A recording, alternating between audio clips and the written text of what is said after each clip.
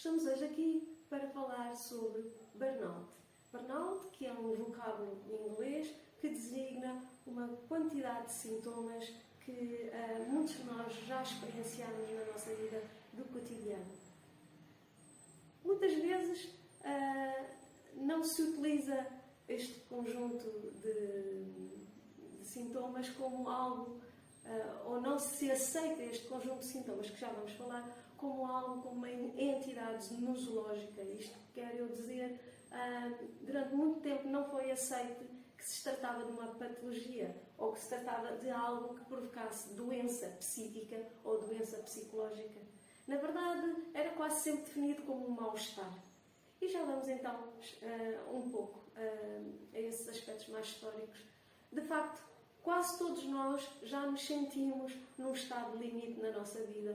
O que é que eu quero dizer com um estado limite? Quer dizer, um estado em que, de algum modo, atingimos um limite da nossa capacidade de gerir as circunstâncias externas e de gerir as nossas emoções, ou seja, os mecanismos que nós temos de fazer face às circunstâncias externas ou, eventualmente, para fazer face aos nossos próprios pensamentos, às nossas crenças e aos nossos sentimentos e emoções. E, portanto, muitas vezes, quando chegamos a um ponto como este, um ponto já de ruptura, nós estamos em burnout. Burnout, no fundo, é uma situação de stress in extremis. É uma situação que nós também designamos como esgotamento nervoso, ou esgotamento psicológico, ou estou num breakdown, ou estou num breakout. Há um conjunto, já agora, há algumas pessoas que até dizem estou knockdown, como se fosse na vela ou nas áreas mais marítimas. Bom, na grande verdade, todos estes vocábulos designam este estado limite, onde nós percebemos, ou se não percebemos, pelo menos atingimos, um estado de incapacidade para gerir a maior parte das circunstâncias da nossa vida. E o que acontece então? Vamos então falar um bocadinho sobre os sintomas ou sobre os sinais que habitualmente se apresentam quando estamos em estado de burnout. A primeira coisa, e é logo das primeiras que surge, é um cansaço extremo. Uma dificuldade que tem a ver com a respiração, obviamente, mas uma dificuldade em efetuar as tarefas, tudo o que fazemos no dia-a-dia, no cotidiano, incluindo tomar conta da casa, dos miúdos, do ir trabalhar, do preparar-nos para ir trabalhar, do apanhar os transportes, meter-nos no carro, etc, etc. É uma sensação de cansaço, mesmo que não tenhamos feito nenhuma maratona. E muitas vezes as pessoas explicam-nos em consultório isso, que é: eu sinto-me como se tivesse feito a maratona, mas de facto eu não fiz exercício físico, não andei muito hoje, não andei a correr, e a pessoa não identifica de onde vem o cansaço. O segundo sintoma, se não for também o primeiro, é uma dificuldade na concentração. E ao termos dificuldade em nos concentrar, a miúde também temos dificuldade em reter a informação que vem de fora. E, portanto, começamos a ter pequenas falhas de memória. Coisas que no início deixamos passar, às vezes até integramos dentro de uma certa distratibilidade que todos nós de vez em quando temos. Sou distraído, ou acontece, se calhar é porque é outono, é o cair da folha, e os psicólogos, os psiquiatras costumam dizer que é uma época delicada, porque é muito propensa a questões mais de alterações do humor, ou, eu sou mesmo distraída e isto é mais um episódio. Pronto. E, portanto, não chegamos à conclusão de que aquele é um sinal relevante ao qual devemos dar alguma atenção. Mas este estado de perda de memória ou de não conseguir recuperar, vamos falar mais assim, não conseguir recuperar alguma da informação que era suposto ser recuperada do nosso cotidiano, ou habitualmente até do trabalho,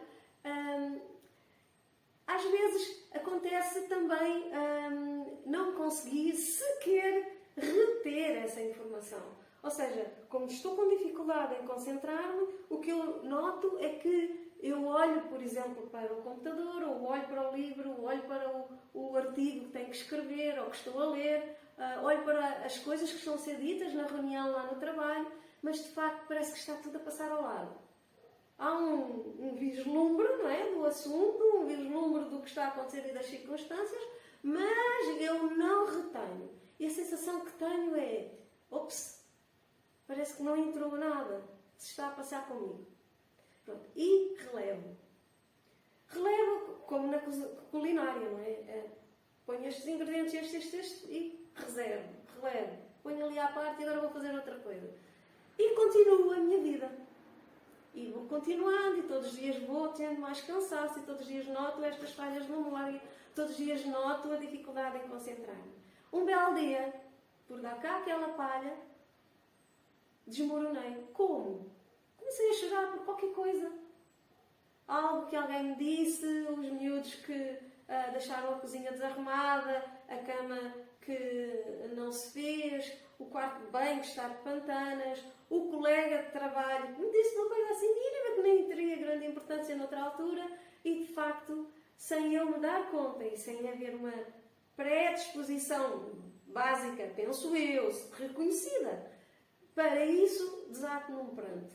Ou, no caso de alguns homens que não gostam e não assumem facilmente o pranto, há um irromper súbito de qualquer coisa que não sabem explicar, uma tristeza profunda e uma necessidade imediata de sair de onde estão. Muitas vezes as pessoas refugiam-se no quarto de banho, ou vão para o quarto se estiverem em casa, ou vão dormir. E esse é outro dos sintomas que é preciso dar muita atenção. Quando algum de nós tiver insónias recorrentes, quer sejam matinais, quer sejam mais vespertinas, é preciso dar atenção a isto. Insónias que nos deixam completamente de rastros. Daquele tipo de insónias que não nos dão a sensação de que se eu dormir depois um bocadinho tudo isto se recupera. Não. Insónias que nos levam o resto do dia, que nos dão para o resto do dia ter uma sensação de esgotada ou esgotado. Por outro lado, outro grande sintoma, e este é preciso dar muita atenção, é quando começamos a dormir demais. Este extremo cansaço que nos atinge vai fazer com que, por exemplo, aos fins de semana, depois do almoço, dá ali aquela moleza. Noutra altura qualquer, isto era de passar, é apenas uma questão que tem a ver com a temperatura, com o almoço, com ser domingo, com não ter nada para fazer, com ser dia de relaxo, mas quando passa a ser sistemático, quando eu todos os dias tenho sono, eu já acordei, estou com sono, eu acordo às 2, 3 da tarde e depois, por volta das 8, já estou outra vez com vontade de dormir. Quando esta necessidade de dormir é recorrente e vai aumentando progressivamente ao longo da semana, ao longo do mês, ao longo de todo o tempo, então é para eu começar a dar alguma atenção e a pôr as antenas no ar que alguma coisa se está a passar.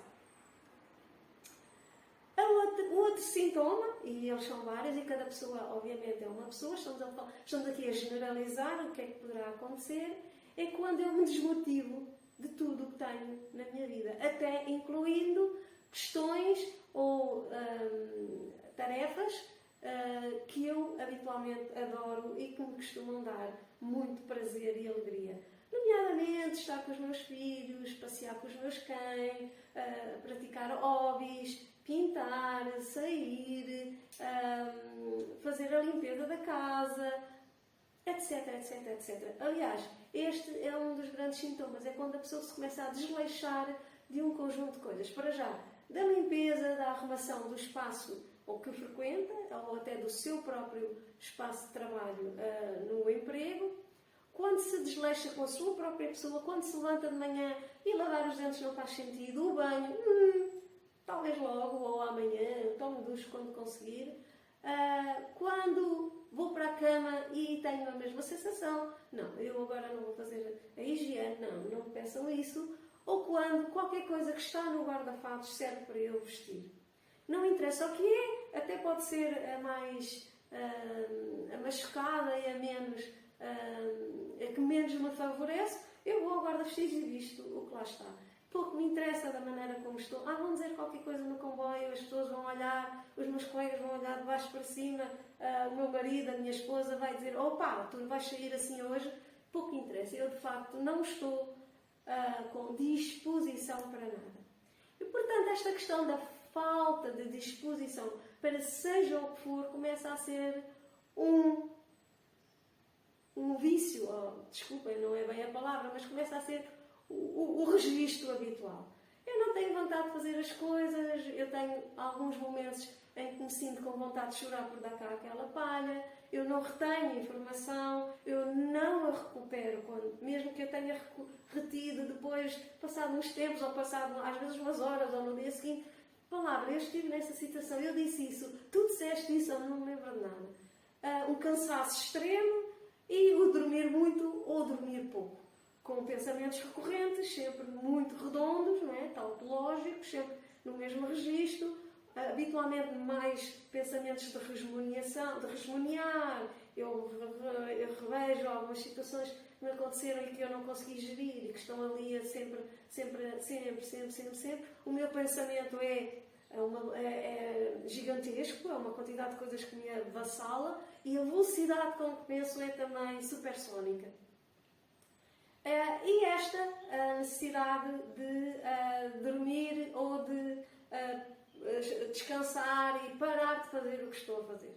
Portanto, este conjunto de sinais começa a invadir a nossa vida no cotidiano, devagarinho, paulatinamente, progressivamente, até um dia toma conta de nós. E toma conta de nós de tal maneira que começamos a sentir-nos mesmo aquilo que o povo em geral chama de deprimido. Eu estou depressivo ou estou deprimido, não consigo levar a minha vida para a frente, tudo me faz confusão, tiro uns tempos no trabalho e não consigo trabalhar, ou se vou trabalhar é a mesma coisa que nada, o rendimento é zero, ou perto de zero, se não for menos um, e a minha sensação é, eu estou num estado em que já não consigo gerir, não consigo controlar-me. Entretanto, começo a sentir também sintomas físicos muito, muito importantes. Muitas vezes a pessoa pode, por exemplo, ter uma pequena parésia ou paralisia da face, ou uma ligeira interjeição da boca que fica ligeiramente de lado, ou aparecer um conjunto de tiques. Habitualmente, aquele que quase toda a gente fala é o tique dos olhos, mas pode haver outros. Pode haver este, ou pode haver este, ou pode haver este, ou pode haver sempre este, ou este. Um conjunto de tiques que não controlo. Às vezes não é um piscar de olhos, mas é um tique, um tremelicar contínuo e permanente na pálpebra que eu sinto e penso que os outros não sentem. Habitualmente os outros não veem nem sentem, mas se tiverem a ver com muita atenção vão dar conta disso. E é uma coisa mesmo descontrolada, em que eu não consigo, ou a pessoa não consegue controlar. E que muitas vezes lhe dá para até fazer isto, para tentar ver se, de algum modo, a situação para. Pode também acontecer uma dor aqui pericordial, aqui na zona do diafragma, em que a pessoa sente um aperto, e às vezes é mais do que um aperto, que é mesmo uma dor muito, muito aguda, na zona do diafragma, e que nos põe com as antenas no ar a pensar, será que estou a ter um ataque cardíaco, qualquer coisa relacionada com o coração? Como também a parésia facial, às vezes, ou da boca, nos pode fazer pensar, eu estou a ter qualquer coisa mais vascular, tipo AVC, ou coisa que o valha. Atenção que esta questão da boca, às vezes, é de tal maneira que a pessoa, ao falar, compromete o discurso, porque não consegue articular as palavras como deve ser, a boca treme e a sensação que dá é que os outros estão a notar e, portanto, nós vamos tentar controlar falando assim o mínimo possível ou abrindo o mínimo possível a boca. Mas a sensação é de que toda esta zona peribucal está sob descontrole. Outro sintoma físico são as câmbrias. Se não forem câmbrias, são, de qualquer modo, tensões musculares tão grandes, tão grandes, tão grandes, que se notam em pequenos gestos. Por exemplo, andar quase sempre com os punhos cerrados ou com os dedos em crispação. Esta zona peribucal também tensa, não é? Os outros às vezes veem que nós estamos tensos e até dizem: "Oh, rapariga, parece que queres morder." E às vezes a sensação que temos é: eu se pudesse morder, não é? Dava uma dentada. Outras tensões corporais, por exemplo, na zona dos gêmeos e da barriga das pernas e das coxas, uma tensão muito, muito grande também na zona abdominal, às vezes uma retenção de fezes também é típica, ou, pelo contrário, uma diarreia desmesurada e, obviamente, um grande, grande sinal que as pessoas às vezes já estão tão habituadas a viver com ele e que já não dão grande atenção, que é uma tensão na zona dos ombros e do pescoço. Muitas vezes, por exemplo, quando dou consultas online, vejo alguns dos meus pacientes estão em movimentos de tentar distensionar toda esta zona do pescoço, não é? E zona do colo, vamos chamar assim o colo aqui desta parte de cima, e da espátula aqui atrás, onde há uma grande tensão e a pessoa tem necessidade de se ir mexendo e fazer qualquer coisa. Outro grande sinal que a pessoa nota, e que às vezes é diferente do que tinha até então, é uma ansiedade galopante. Sem a pessoa se perceber de onde veio, começa a surgir em si uma instabilidade muito grande e a pessoa define como nervosismo. Eu estou nervoso ou estou ansioso. E há uma necessidade de movimento contínuo e a pessoa não consegue estar parada no local durante muito tempo, não consegue andar habitualmente ao ritmo que costumava andar e anda muito acelerada, e esta palavra define muitas vezes alguns dos estados que a pessoa também sente. Um aceleramento, não sei se existe esta palavra, não é? Ou uma aceleração do seu ritmo, daquilo que costuma fazer. E uma emergência temporal. Tudo tem que ser feito para ontem, ou para antes de ontem, se possível no ano passado, e parece que quero fazer 350 milhões de coisas, mas não consigo fazer nenhuma. Começo uma tarefa, não a termino, vou imediatamente para outra, também fica a meio, mas depois lembro-me de voltar atrás e pegar naquela, mas também não a termino. Mas entretanto lembrei-me que tenho outros 300 milhões de coisas para fazer. Cansativo, certo? Pois é, este estado de burnout, este estado de esgotamento, começa com coisas como estas, às quais habitualmente já não costumamos dar muita atenção, porque começamos a habituar-nos a estar assim até ao dia em que o nosso corpo disse, já que a cabeça não disse para parar, o corpo disse: não aguento mais. E então aí tenho um ataque de ansiedade. Um ataque de ansiedade agudo, muito, muito forte, que pode evoluir também para um ataque de pânico, em que começo a hiperventilar, a sentir uma dor na zona do peito. Habitualmente as pessoas até dizem que é um bocadinho mais para a esquerda, mas habitualmente é uma dor aqui nesta zona. Habitualmente, como disse ainda há pouco, uma dor na zona diafragmática, um disparar da pulsação e do batimento cardíaco, uma aceleração muito grande destes dois aspectos, uma dificuldade em respirar e a sensação de que vou morrer ou que vai acontecer qualquer coisa. E, para muitas outras pessoas, uma sensação de knockdown completo. Eu choro e não consigo controlar isto. E a sensação que tenho é que estou numa depressão no fundo de um poço onde já não consigo sair, onde ninguém me poderá ajudar. Muitas vezes nós temos a sensação porque estamos assim e temos a consciência que há algo na nossa vida, ou coisas, ou circunstâncias, ou decisões a tomar, o que seja, que estão na origem deste nosso estado. Ou porque foi um divórcio, ou porque foi a entrada na faculdade, ou porque não estou a gostar do curso, ou porque não estou a conseguir gerir o desenvolvimento dos miúdos e os problemas que os miúdos apresentam, ou porque o trabalho não é o que eu se pensava, ou porque não correu bem este meu projeto, ou porque financeiramente as coisas estão muito, muito, muito mal. Portanto, eu consigo identificar as causas do burnout. A miúdo, eu não as identifico.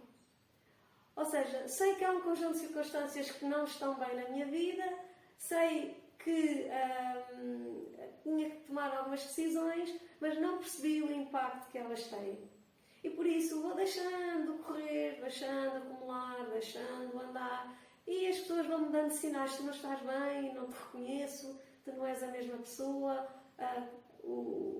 A esposa lá em casa diz: o que se passa contigo, o que é que eu posso ajudar? Estás reativo com os miúdos, só gritas, não estás cá, a nossa vida íntima está comprometida, o que se passa?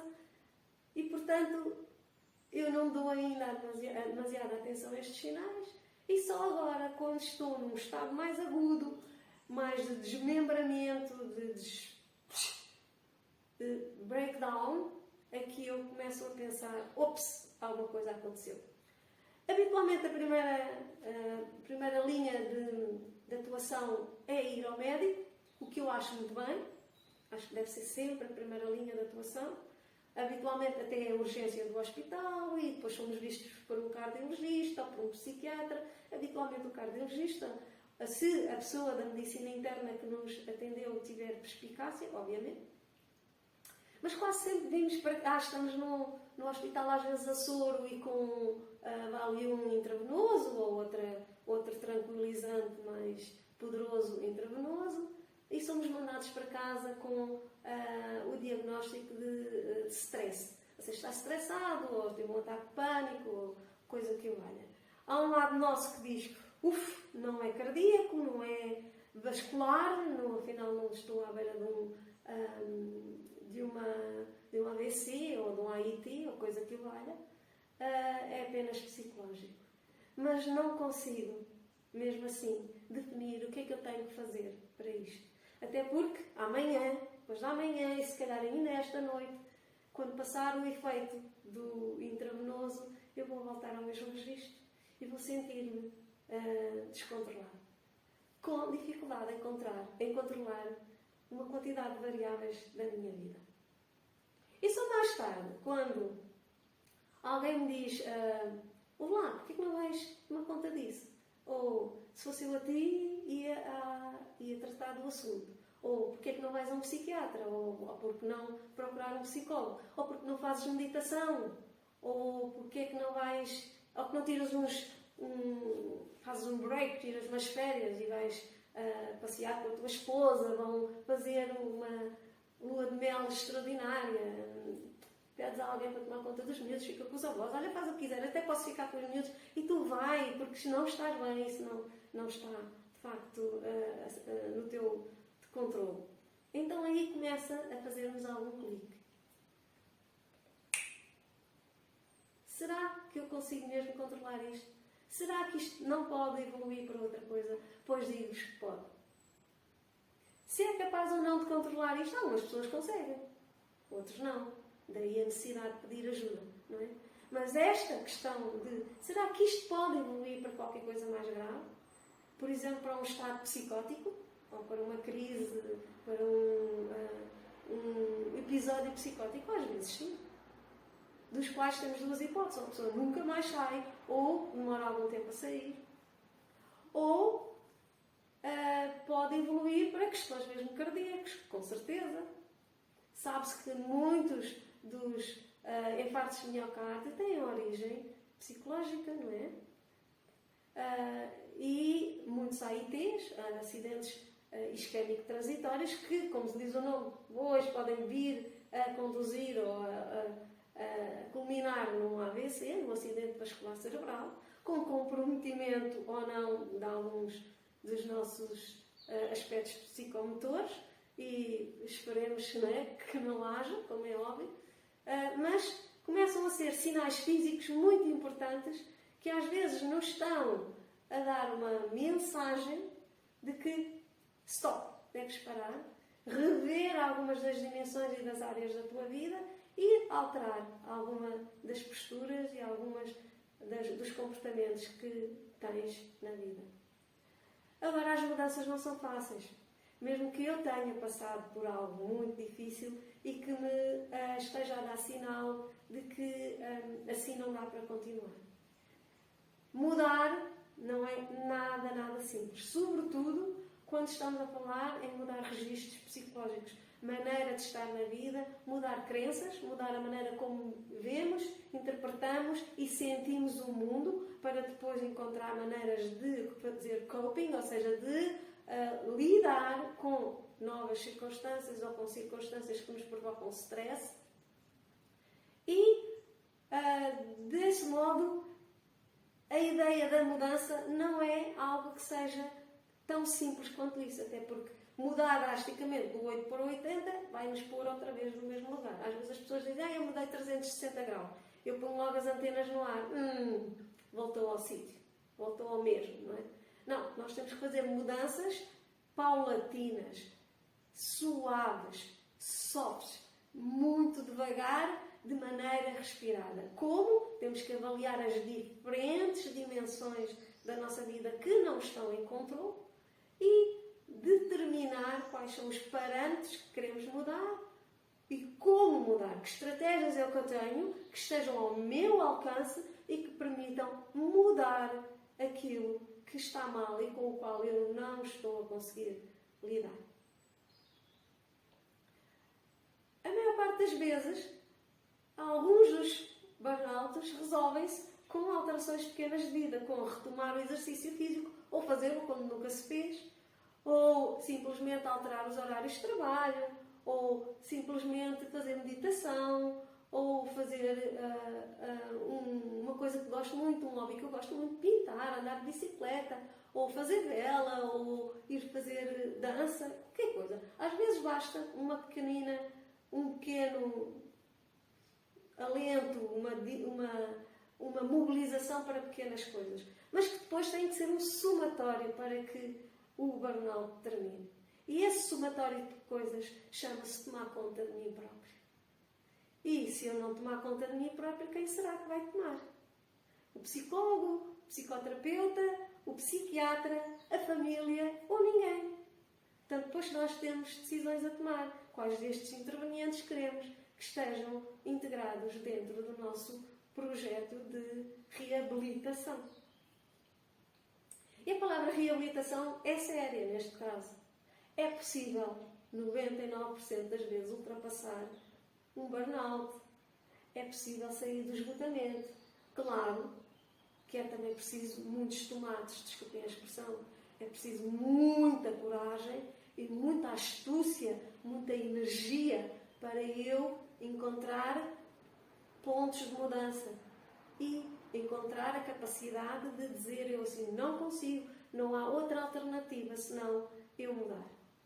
Agora, eu posso mudar sozinho. Sim, há pessoas que o conseguem fazer. São processos dolorosos, mas também posso mudar de maneira acompanhada, como acabei de dizer. Acompanhada pela família, acompanhada por profissional experiente, acompanhada com um grupo terapêutico, acompanhada por amigos e etc, etc, etc. Se você já esteve neste estado, se ainda está, ou se tem alguns sinais aos quais não está a dar a devida atenção, eu desafio a pensar em procurar ajuda. Até porque muitas vezes pensamos que só procuramos ajuda se tivermos o ataque cardíaco, se tivermos diabetes, se tivermos uma perna partida, se tivermos uma unha encravada, ou se, em última instância, tivermos um acidente muito grave e fomos parar ao hospital e precisamos de um tratamento intensivo. Pois em psicologia e na área psi e também existem urgências. Portanto, nós também conseguimos muitas vezes trabalhar casos e situações de urgência desta, em que a pessoa precisa urgentemente tomar decisões e de ser trabalhada para modificar a maneira como vive e como interage com as variáveis da sua vida, e a maneira como pensa, interpreta e sente as emoções e o mundo. E, por isso, não se deixe ficar para trás, não faça daqui a 50 milhões de anos o que devia ter feito, porque pode ser tarde. E pode estar num estado em que psicologicamente já está tão arrasado que não há outro remédio senão ir à psiquiatria, ou pôr baixa, ou pedir uma reforma por antecipação e passar a vida manco.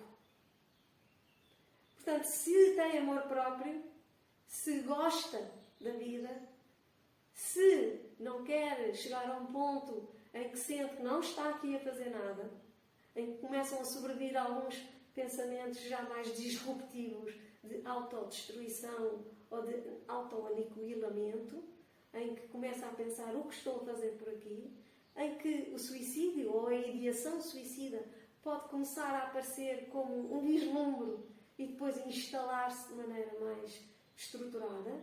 Se está nesse estado, por favor, não esteja.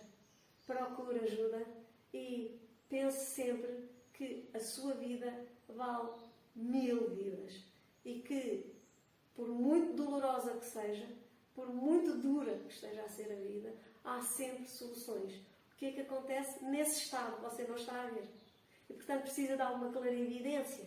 Precisa de um limpa-para-brisas. Ok? Algo que tire o nevoeiro que está em frente aos seus olhos, na maneira como vê e interpreta as coisas, que o ajude a encontrar alternativas saudáveis para além do nevoeiro que vê e para além da caixa fechada que sente em redor a si, como se não tivesse saída, e, portanto, procurar a luz. E pode ter a certeza que vai dizer: eu não me arrependo. Eu sou Susana Rodrigues, sou psicóloga clínica, sou psicóloga da saúde, psicoterapeuta, sou formadora há quase 30 anos e estive aqui a falar um bocadinho sobre burnout. Embora, como se sabe, há um conjunto de muitas outras coisas sobre esta situação que não foram aqui focadas e que mais tarde poderemos eventualmente falar, se vos fizer sentido. Até sempre!